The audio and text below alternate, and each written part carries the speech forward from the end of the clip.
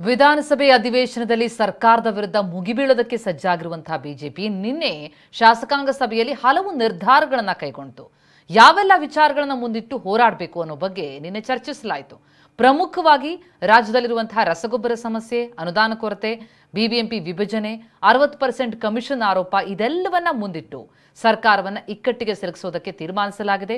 ಅದರ ಜೊತೆಗೆ ಧರ್ಮಸ್ಥಳದ ಪರವಾಗಿಯೂ ಸದನದಲ್ಲಿ ಧ್ವನಿ ಎತ್ತುವುದಕ್ಕೆ ಬಿಜೆಪಿ ಹಾಸ್ಪಿಟಾಲಿಟಿ ಕ್ಷೇತ್ರದಲ್ಲಿ ಜಾಗತಿಕ ವೃತ್ತಿಯ ಕನಸು ಇದೆಯಾ? ಜಾಗತಿಕ ಅಧ್ಯಯನ ಉದ್ಯೋಗ ಅವಕಾಶಗಳೊಂದಿಗೆ ಭಾರತದ ನಂಬರ್ 1 IIHM ನಲ್ಲಿ ಓದಿ. ಪ್ರವೇಶ ಆರಂಭವಾಗಿದೆ. ಈಗಲೇ ಸೇರಿ.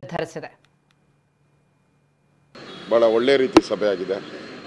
ಸುಮಾರು 15ಕ್ಕೂ ಹೆಚ್ಚು ಜನ ಸಭೆಯಲ್ಲಿ ಮಾತಾಡಿ ಅಭಿಪ್ರಾಯಗಳನ್ನು ವ್ಯಕ್ತ ಮಾಡಿದ್ದಾರೆ.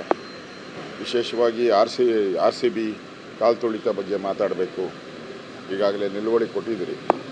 ರೈತರ ರಸಗೊಬ್ಬರದ ಬಗ್ಗೆ, ಬಗರ್ಕುಂ ಸಾಗುವಳಿ, ಬೆಳೆ ಹಾನಿ ಮತ್ತು 60% ಸರ್ಕಾರ, ಧರ್ಮಸ್ಥಳದ ವಿಚಾರವಾಗಿ ಅಪಪ್ರಚಾರ ನಡೀತಾ ಇದೆ. ಮತ್ತು ಈಗ ರಾಜಣ್ಣ 2ನೇ ವಿಕೆಟ್ ಬಿದ್ದಿದೆ. ಅದನ್ನು ಕೂಡ ನಾವು ಪಬ್ಲಿಕ್ ಡೊಮೇನ್ಗೆ